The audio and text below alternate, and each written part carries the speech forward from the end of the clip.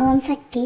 என் அன்பு குழந்தையே, நீ இதுவரை நேசித்த உறவுக்காக காத்து கொண்டிருக்கின்றாய்.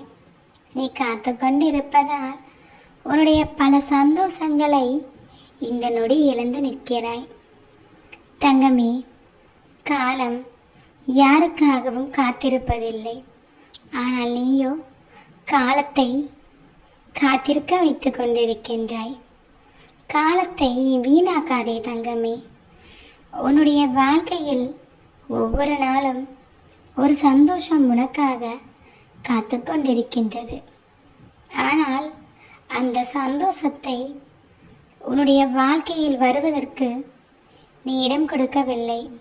காரணம் என்னவென்றால், நீ நேசிக்கும் ஒரு உறவுக்காக காத்து கொண்டு இருக்கின்றாய்.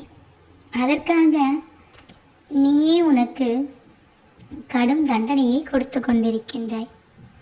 உன் சந்தோஷத்தையும் இழந்து கொண்டிருக்கின்றாய்.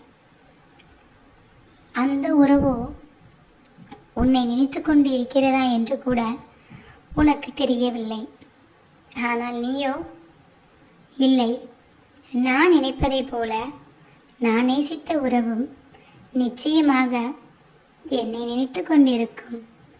அதனால் நான் அவர்களை மட்டுமே என் மனதில் எண்ணிக்கொண்டு என் வாழ்க்கையை சந்தோஷமாக கழித்து விடுவேன் என்று உன் வாழ்க்கையில் இழந்தது ஏராளம், நீ தொலைத்தது தாராளம். இப்படித்தானே இதுவரை போய்கொண்டிருக்கின்றது. சரி, இனிமேலாவது என்ன செய்ய வேண்டும் என்று உனக்கு உன் அம்மா நான் சொல்ல வந்து விட்டேன். இப்பொழுதாவது உன் அம்மா நான் சொல்வதை கேட்பாயா காது கொடுத்து? தங்கமே, எல்லாருடைய வாழ்க்கையிலும் எல்லா உறவுகளும் நிலைத்திருப்பதில்லை. எல்லா பொருட்களும் நிரந்தரமாக இருப்பதில்லை. எதுவுமே நிரந்தரம் இல்லாத இந்த வாழ்க்கையைத்தான் நீ வாழ்ந்து கொண்டிருக்கின்றாய். ஆனால் ஏதோ நிரந்தரமான உறவு உனக்கு கிடைப்பதை போல நீ சந்தோஷத்தின் உச்சியில் வாழ்ந்து கொண்டிருக்கின்றாய். எந்த ஒரு உறவுமே ஒரு காலகட்ட வரைக்குத்தான் உன் கூடவே வரும். அதற்கென்று ஒரு முடிவு வந்துவிட்டால் அந்த உறவு உன்னை விட்டு பிரிந்து சென்றுவிடும்.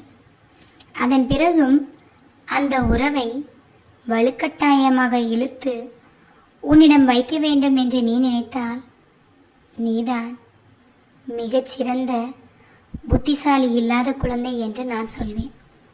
ஆம் தங்கமே, உலகத்தில் படிக்கப்பட்ட அத்தனை உயிர்களுக்கும் உறவுகள் என்ற ஒன்று இருந்து கொண்டுதான் இருக்கின்றது. ஆனால் அந்த உறவு நிரந்தரமாக இருக்குமா என்று கேட்டால் நிச்சயம் இருக்காது. உன்னை விட்டு ஒரு காலத்தில் உன் தாய் தந்தை இந்த மண்ணை விட்டு பிரியத்தான் போகிறார்கள். அப்பொழுது சில காலங்கள் அவர்களை நினைத்து நீ அழத்தான் போகிறாய். பின்பு உன்னுடைய வாழ்க்கையை மறுபடியும் நீ வாழத் தொடங்கி விடுவாய்.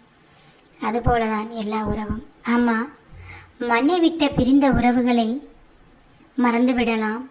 ஆனால் இன்னும் இருக்கும் உறவுகளை நான் எப்படி மறப்பேன் என்று நீ என்னிடம் கேட்பாய். இந்த மண்ணை விட்டு பிரிந்த உறவுகள் உனக்காக என்னவோ செய்திருக்கிறது. அவர்களையே நீ மறந்து விடுவேன் என்று சொல்கிறாய்.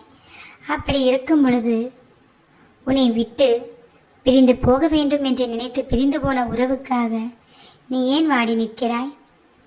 உன் அம்மாவோ, உன் அப்பாவோ, உன் தாத்தாவோ, உன் பாட்டியோ உன் மீது அளவு கடந்த பாசத்தை வைத்திருப்பார்கள். உனக்காக பலவற்றை இழந்திருப்பார்கள். அந்த உறவு உன்னை விட்டு சென்ற பின்பும் சில காலங்கள் இணைத்துவிட்டு மறக்கிறாய். மறப்பதற்கு காரணம் சொல்கிறாய், இந்த மண்ணை விட்டு பிரிந்த உறவு என்று. அது மாதிரிதான் எல்லா உறவுகளும். அவர்களோ உன்னை மட்டுமே நினைத்து கொண்டு உனக்காக வாழ்ந்து போனவர்கள். அவர்களை உன்னால் மறக்க முடியும் என்றால், நீ நேசிக்கும் உறவு பொய்யாக இருந்தால் அந்த உறவை உன்னால் நிச்சயமாக மறக்க முடியும். அதை மறந்தால்தான் உன்னுடைய வாழ்வில் அடுத்தடுத்து வரும் சந்தோஷங்களுக்கு உனக்கு வழி கிடைக்கும். அதை விட்டுவிட்டு அதையே நினைத்து கொண்டு நீ இருந்தால் உன்னுடைய வாழ்வில் துன்பத்திற்கு மட்டும்தான் வழி கிடைக்கும். புரிந்து கொள் தங்கமே. நீ நேசிப்பதை போல அந்த உறவும் உன்னை நேசித்து கொண்டிருக்கும், உன்னை நினைத்து கொண்டிருக்கும் என்று ஒருபோதும் கனவு காணாதே. அப்படி நினைத்திருந்தால் அந்த உறவு உன்னை விட்டு பிரிந்து சென்றிருக்காது. இனிமேலாவது நான் சொல்வதை புரிந்து கொண்டு இந்த உலகத்தில் உனக்கு என்ன வேண்டுமோ அதை மட்டுமே வைத்துக்கொண்டு நீ ஆனந்தமாக துள்ளி குதித்து வாழ நீ முயற்சி செய்ய வேண்டும். அப்படி முயற்சி செய்தால் மட்டும்தான் இந்த வாழ்க்கையில் ஆனந்தம் என்ற ஒன்று உனக்கு கிடைக்கும். என் பிள்ளைக்கு நான் எப்பொழுதுமே நல்லதை மட்டும்தான் சொல்வேன், நல்லதை மட்டும்தான் செய்வேன், நல்ல வழியை உனக்காக அமைத்து தருவேன். இதுதான் உன் சமயபுர அம்மா. உனக்காக நான் இருக்கும் பொழுது இதை நினைத்து நீ கவலைப்படாமல் உன் வாழ்க்கையில் என்ன செல்கிறதோ அதுபடியே சென்றால் உன் வாழ்க்கை நிச்சயமாக உனக்கு மகிழ்ச்சிகரமானதாக இருக்கும். நான் இருக்கிறேன் உனக்கு எப்பொழுதும் துணையாக பிள்ளையே.